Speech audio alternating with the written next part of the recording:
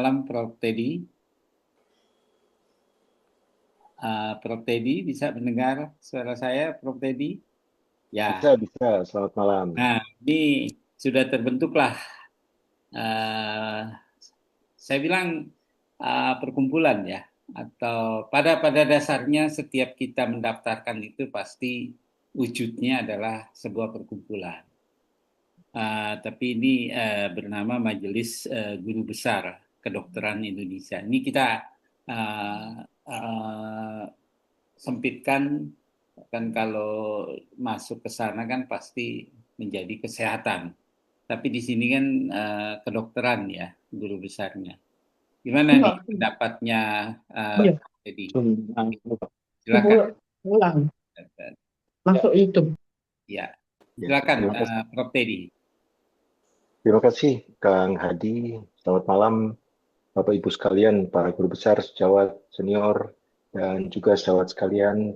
Bahkan saya melihat banyak sejawat yang juga memiliki curiosity untuk bisa masuk ke dalam ruang ini untuk bisa menimba ilmu bersama. Termasuk saya juga ingin menimba ilmu. Kang Hadi, uh, saya akan bicara dari tataran praktis saja. Saya tidak menjawab apa yang Kang Hadi Ya, tanyakan tentang status majelis gitu. Rasanya tidak perlu lagi dipertanyakan karena Majelis Guru Besar Kedokteran Indonesia ini merupakan badan yang sudah terregistrasi resmi dalam Kementerian Hukum. Jadi tidak perlu saya jelaskan lebih lanjut. Tapi ada juga berita bagusnya nih. Dunia Guru Besar Kedokteran Gigi sudah mengikuti jejak kita, kami, dan sedang berproses lebih lanjut. Saya baru saja melihat malam ini sudah ada penentuan siapa ketua MGB KGI, jadi dari kedokteran gigi, yang oh, melihat bahwa jejak kedokteran ini layak untuk diikuti. Itu sebetulnya merupakan satu pertanda bagus bahwa ada akademisi yang mau memberi perhatiannya. Karena MGBKI dan juga nanti saya berharap sangat itu dari dunia kedokteran gigi juga mau menunjukkan perhatiannya secara serius, walaupun for nothing dalam arti tidak ada kepentingan atau konflik of interest dari para guru besar. ya. Orang-orang yang kalau Prof. Budi sudah nyatakan udah selesai dengan dirinya mau cari apa gitu, hanya mau memberikan perhatian. Yang kedua, saya ingin mengambil kesempatan juga format punya Kang Hadi ini diunggah ke YouTube. Sehingga saya memastikan bahwa sebenarnya potensinya besar untuk juga menjadi sarana pendidikan atau maaf, sarana edukasi yang lebih luas. Tapi saran saya, karena pada umumnya punya Kang Hadi ini panjang, bahkan masuk kategori pansekal, bukan Ya. panitia seleksi ya, panjang sekali. Gitu. Ya, Prof. Jadi usulan saya, kalau boleh, itu materi dari masing-masing pemberi pendapat itu dapat dipotong sehingga cukup pendeknya dan bisa diikuti dengan lebih dalam daripada Siap. orang lelah baru awal ikut sudah males sudah lihat yang Ya, belakang gitu. ya. Jadi Siap. nggak apa-apa itu Perhatikan, Prof. full version di YouTube-nya bagus. Tapi kalau ada rekaman di Zoom-nya dapat dipotong-potong untuk bisa menjadi materi atau bahan diskusi lebih Siap, Prof. lanjut. Yang ketiga, Kang Hadi, saya duga ternyata dugaan saya sepertinya bersambut nih. Karena di chat itu ada pertanyaan. Misalnya dari sejawat, mungkin juga guru besar, maaf saya kalau keliru ya, dari dokter ataupun guru besar Vika Ekayanti misalnya. Apakah harus menunggu Kemkes untuk melaksanakan putusan MK? Kemudian di bawah juga ada dari Pak Muhammad Gorontalo, Dr. Muhammad Gorontalo. Mohon pencerahan Prof. Ari, siapakah yang akan mengeksekusi putusan MK tentang kolegium? Apakah menunggu restu dari Presiden dan DPR? Ya. Saya mengambil dua sampel ini yang merupakan representasi dari, saya duga ini ya, karena belum melakukan survei walaupun sudah ada di dalam kepala saya untuk coba mengeksplorasi data lebih lebih nyata dari grassroots, yaitu saya duga sekitar 30-an kolegium, mungkin tidak sampai 30, tapi setidaknya ada 30 at the minimum yang pribadi saya mendeteksi, itu tidak tahu apa yang harus dikerjakan, ragu-ragu apa yang harus dikerjakan. mendengar apa yang baru saja disampaikan oleh Dr. Nur Hadi, wah, saya sih salah satu penggemar favoritnya Dr. Nur Hadi ini. Nur Hadi, maaf. Tapi bagi banyak teman-teman, terutama di kolegium-kolegium yang antara mau dan tidak, gimana praktiknya nanti, gimana eksekusinya, itu semua masih jadi hantu besar di dalam benak teman-teman yang ada di kolegium-kolegium, baik yang ada di dalam kolegium yang di bawah asuhan Kementerian Kesehatan maupun kolegium yang mereka berpikir harusnya independen, nggak ada hubungannya dengan Kementerian Kesehatan. Jadi sudah ada pencerahan tapi masih banyak sekali keraguan. Itu tadi representasi pertanyaan yang saya baca di chat itu merupakan refleksi atau maaf, merupakan representasi apa yang terjadi di tataran praktis. Jadi kalau sekarang saya mau memberanikan diri dalam keawaman saya di tengah medan forum ini yang banyak ahli hukumnya sekaligus dokter, jadi saya betul-betul bonek ini, Kang Adi. Saya mau berbagi. Tujuan saya adalah dengan cara persepsi awam saya ingin membantu membangun persepsi yang relatif harusnya mudah untuk diikuti. Bukan saya merendahkan apa yang sudah disampaikan para ahli di forum ini maupun beberapa forum yang sudah Kang Hadi bangun dan di berbagai media ataupun channel yang bisa dibagikan oleh para ahli. Jadi, saya memohon maaf dengan disclaimer, saya sama sekali buta urusan hukum, tapi memberanikan diri untuk coba berbagi dengan persepsi awam saya. Boleh ya, Kang Hadi ya? Ya, boleh. Silakan. Ya. Saya siap dimarahi oleh para ahli hukum yang ada di ruangan ini. Terutama saya paling takut pada Dr. Priyo nih. Salam Dr. Priyo. Ya, baik. Ini semua gampang buat kita yang ada di forum ini, tapi tidak gampang untuk dimengerti oleh banyak kolega di lapangan. Jadi sebenarnya kalau mau diikuti, mungkin undang-undangnya sudah ada yang baru di tahun 2022 untuk mengacu pada peraturan perundang-undangan, atau ini mungkin masih menjadi pegangan gitu ya. Di mana posisi MK? Mahkamah Konstitusi itu punya kewenangan untuk mengendalikan undang-undang yang levelnya ada di bawah Undang-Undang Dasar dan TAP MPR. Jadi posisi MK itu sangat tinggi. Di bawahnya itu ada peraturan pemerintah sebagai pelaksanaan dan ada Perpres juga yang semuanya ada di bawah undang-undang.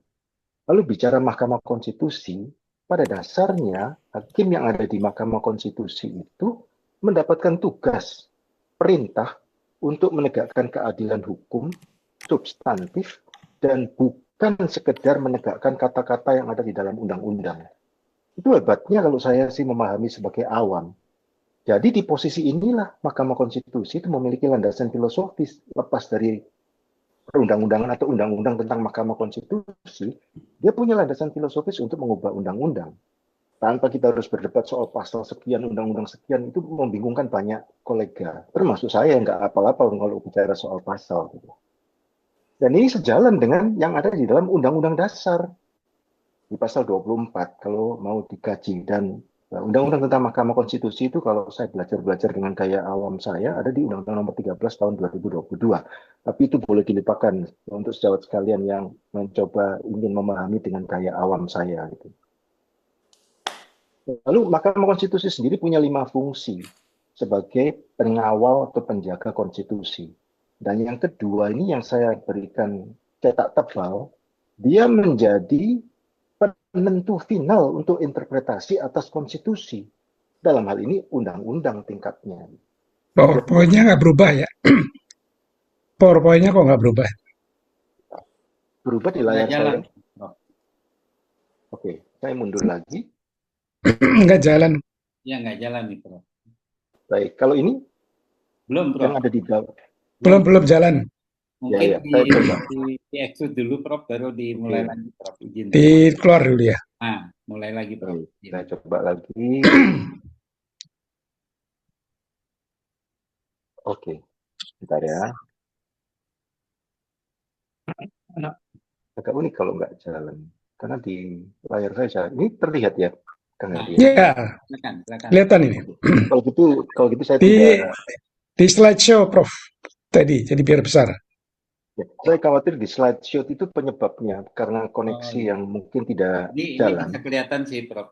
Izin. Ya, tidak Ya. usah saya slideshow ya. Ya, sudah. Silakan, Tapi Prof. nggak apa-apa kalau saya slideshow, nanti kalau tidak jalan boleh diberitahukan lagi, saya akan lanjutkan Ya, ya. tanpa Siap. slideshow. Ini terlihat. Iya. Ya, terlihat, Prof. Oke, dari 5 fungsi dasar kehadiran Mahkamah Konstitusi itu ada interpreter yang final tentang konstitusi. Selain dia itu menjadi penjaga, pengawal konstitusi, pengawal demokrasi, dan bahkan pelindung bagi hak konstitusi publik masyarakat. Sekaligus dia menjadi pelindung bagi human right, dalam hal ini hak asasi. Putusan MK yang sudah dibacakan, karena posisinya yang sudah saya jelaskan tadi, sebenarnya kalau dimaknai secara bodoh-bodohan, putusan itu adalah undang-undang itu sendiri. Pak Joko sudah menjelaskan tadi apa beda keputusan dan putusan. Jadi, menyasar pada pasal tertuju atau pakai terminologi yang bagi banyak di antara kita itu juga baru, apa itu akuo gitu. Ini yang penting. Ketika putusan itu sudah dibacakan, langsung berlaku. Ini sudah disuarakan berulang kali, tetap aja orang ragu-ragu. Jadi gimana melaksanakannya ya? Jadi kalau saya ikuti apa yang disuarakan dengan sangat keras Dr. Nurdadi, lah ini memang sudah berlaku, mari kita bergerak, gitu kata Dr. Nurdadi. Ergo omnes kalau dengar ataupun baca dari banyak channel di media sosial, itu bermakna bahwa dia mengikat semua warga negara. Termasuk, itu saking keselnya menjadi termasuk pemerintah. Tinggal ada niat baik atau tidak gitu. Kalau mau dipertanyakan lebih lanjut, kok nggak bisa dikerjakan atau kok masih harus 2 tahun lagi, whatever lah. Jadi ada prinsip yang mengikat semua warga negara. Putusan MK itu juga tidak perlu dinanti. Sudah dijelaskan oleh para ahli tadi, tidak perlu serta-merta diikuti dengan perubahan undang-undang. Kita tunggulah perubahan undang-undangnya. Apa yang ditunggu? Karena putusan MK itu adalah undang-undangnya, tentu pada pasal akunya. Saya kalau keliru saya tabik, minta maaf. Karena apa yang diubah oleh putusan MK langsung berlaku dan membatalkan pasal aku dalam undang-undang yang disasar. Jadi sederhana ini gitu untuk bisa menjadi dasar bagi para ahli dan kelompok guru besar untuk mau bergerak. Sebenarnya itu sebagai pendukung tambahan apa yang disampaikan oleh para pembicara sebelumnya, dan secara spesifik saya merujuk pada himbauan keras dari Dr. Nurdadi. Ini saya nggak perlu ulang lagi, saya kira semua bisa merujuk pada amar putusan yang sudah terbuka untuk publik. Hanya saya ingin menambahkan begini, sebenarnya tuntutan dari Prof. Johansyah untuk nomor 111 itu jelas tertuju. Tapi ada keunikan atas apa yang diputuskan oleh Mahkamah Konstitusi, dia itu tidak menyasar hanya pada materi yang menjadi bahan tuntutan. Dia melihatnya secara lebih luas, tidak seperti bagaimana pengadilan hanya mengurus poin yang dijadikan materi tuntutan. Dia lihat semuanya. Kalau Prof. Johansyah dan para kolega yang lain melalui 182 itu meminta independensi kolegium, kolegium yang mana yang dimaknai, saya yakin 100% nggak pakai koma 1 atau koma 01, Prof. Johansyah pun mengidolakan pada waktu itu kolegium yang lampau, yang punya ikatan batin, ikatan sosial, dan ikatan historikal dengan organisasi profesi, itu yang beliau maksud. Saya harus mengulangi, khususnya untuk para kolega yang sama sekali awam seperti saya duga kuat nih, tidak ada Prof. Johansyah saat ini, tapi saya berani menduga kuat. Yang diidolakan oleh Prof. Johansyah adalah kolegium yang lampau itu yang punya ikatan historikal, punya ikatan sosial, dan punya nuansa sejak kelahirannya yang adanya hanya di dunia kedokteran di Indonesia ini, lahir dari fasilitasi organisasi profesi. Loh, Mahkamah Konstitusi itu ternyata mendengarkan dari semua pihak, tidak semata-mata memenuhi apa yang diminta. Maka itu juga permintaannya selain dimaknai lebih luas ya, untuk memenuhi tuntutan tidak sepenuhnya, atau tidak semuanya gitu. Dan dia lihat juga yang lain. Hasilnya kita tahu bahwa secara mudah kolegium itu memang benar harus independen. Tapi jauh-jauhlah, tidak cuma tidak boleh diganggu oleh pemerintah, tapi juga jauh-jauhlah dari organisasi profesi. Di bawah tanah, di bawah meja, pegiat-pegiatnya itu ya orang-orang yang ada di dalam perhimpunan profesi. Kenapa tidak?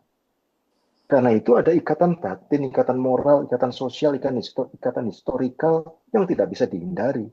Apalagi kalau komunitas disiplin ilmu tertentu itu jumlahnya belum besar.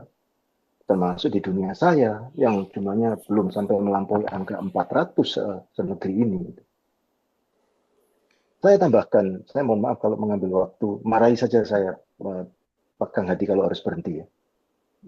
Dalam memaknai putusan ini, saya belajar dari guru besar yang dari Fakultas Hukum di Universitas Indonesia. Ada prinsip yang digunakan juga yaitu ratio decidendi, yang bermakna ada pertimbangan atau pendapat hukum Mahkamah Konstitusi yang pada hakikatnya sama dengan amar putusan. Jadi ini menarik sekali untuk kita. Jadi itu bukan atau tidak dimasukkan dalam sebuah amar putusan, tapi pertimbangannya itu punya hakikat sama dengan amar putusan. Menarik untuk saya coba kaji, bahwa MK melakukan ultra petita dengan memunculkan variasi terhadap putusan yang dikabulkan itu sebetulnya sudah sejak lama MK ini menerapkannya. Ada putusan konstitusional bersyarat, ada tidak konstitusional bersyarat, dan ada penambahan frasa gitu, yang biasanya tidak termaktub di dalam inti amar putusan. Contohnya rasio decidendi tentang putusan konstitusional bersyarat yang saya coba mengartikannya, bagian pasal atau ayat yang dirujuk atau dibahas dianggap inkonstitusional kecuali dimaknai oleh MK.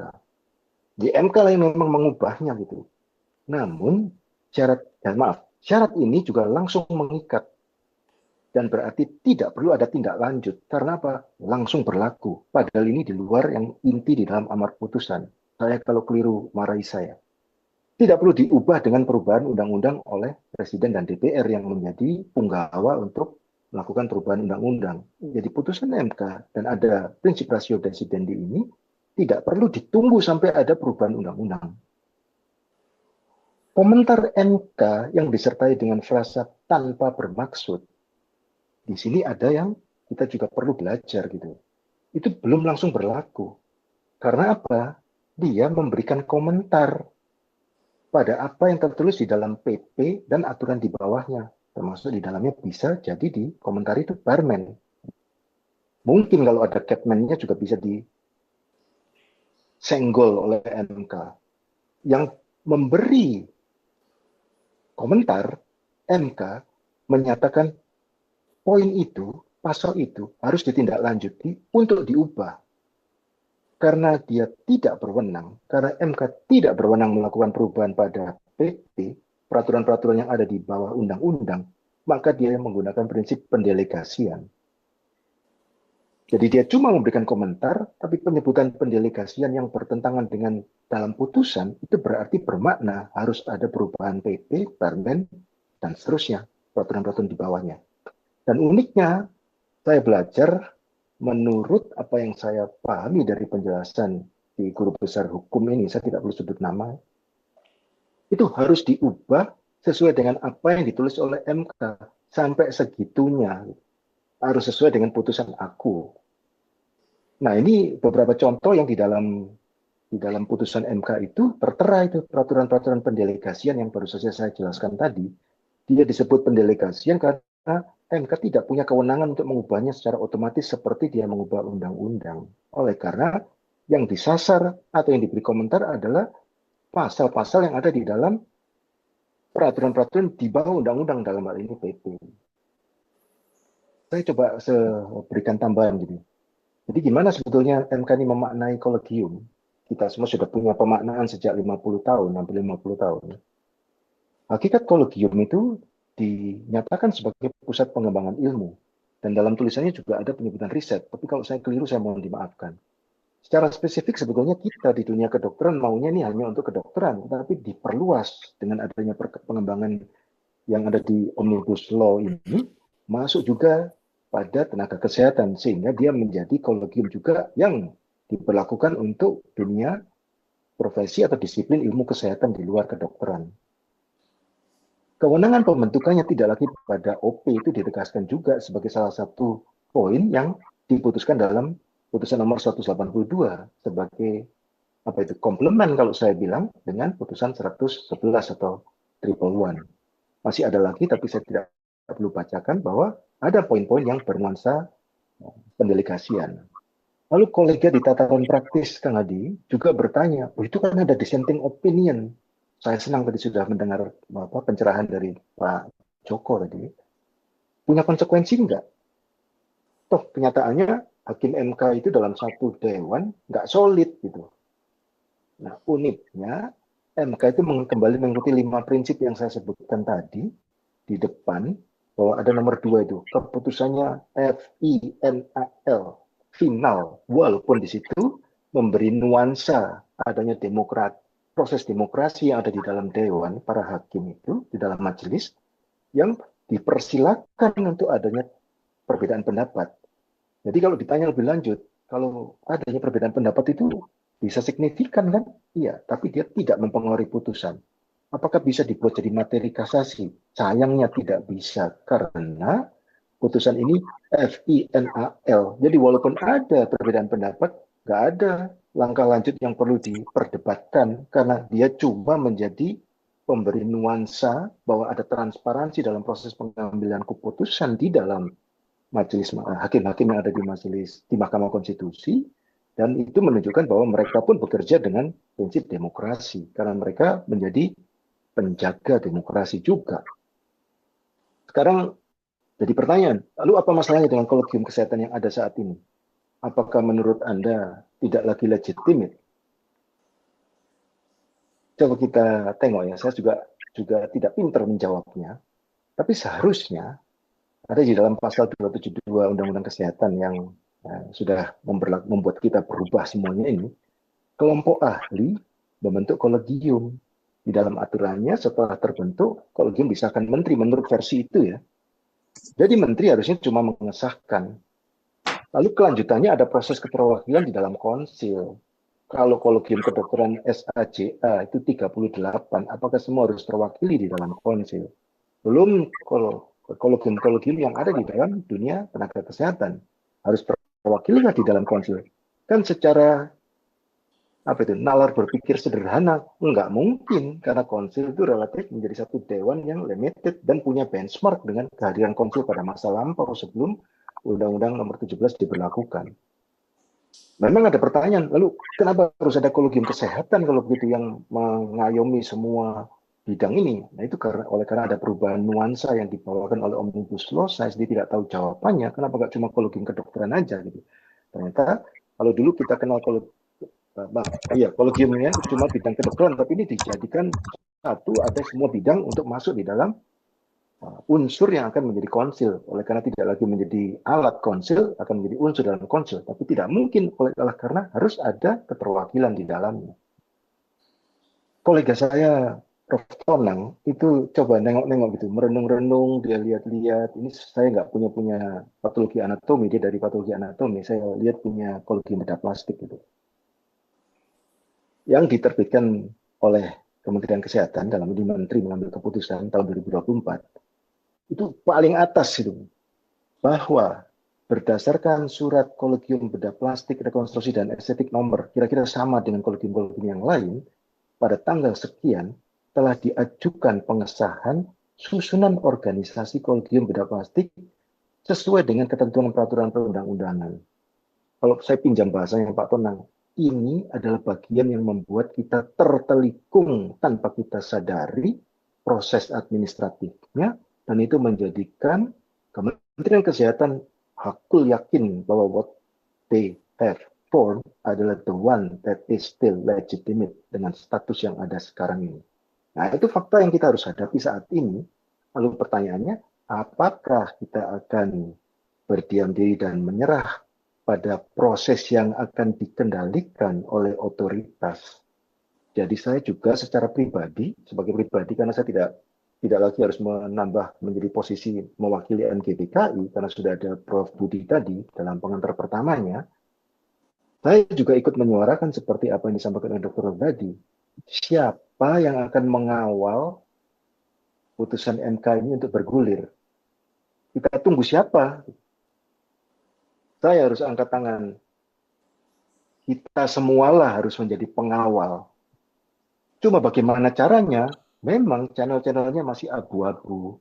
Ada upaya-upaya yang dikerjakan oleh MGPKI sebagai badan yang meminati perubahan ini dan ikut memberi perhatian dan ikut mengawal, biarlah dia bekerja, MGPKI. Tapi kemana peran kita?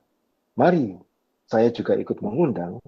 Kumpulan para ahli itu harus melangkah untuk menggoyang dalam arti positif, menggulirkan perubahan agar tidak terjadi delay by design. Sharing yang disampaikan Dr. Rodadi sampai perubahan PP itu sampai butuh 2 tahun, itu fakta. Masih banyak yang kita bisa bahas bagaimana sebetulnya banyak putusan MK yang tidak dilaksanakan oleh otoritas kita. Aneh ya, negara kita negara hukum, tapi ya putusan yang betul-betul mengikat dengan ergos omnesnya yang berlaku bagi seluruh unsur warga negara, bahkan juga badan-badan pemerintah, bisa tidak dipatuhi. Jadi siapa yang harus menjaga? Jawabannya sudah jelas. We are all the one who guard the execution of this, amar putusan MK. Terima kasih. Terima kasih.